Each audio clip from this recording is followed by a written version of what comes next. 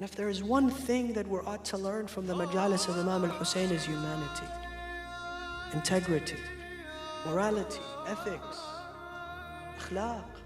ImamHussain was not willing to compromise his principles of akhlaq even on the last moment of his life. Imam Zainul Abidin, this is your Imam. This is your Imam. You attribute yourself to Zainul Abidin. What does your Imam say? He says, if the killer of my father entrusted me with the dagger in which he cut my father's throat with, I would return his amanah to him. This is the integrity of Ahlul Bayt. This is the akhlaq of Ahlul Bayt. This is the morality of Ahlul Bayt.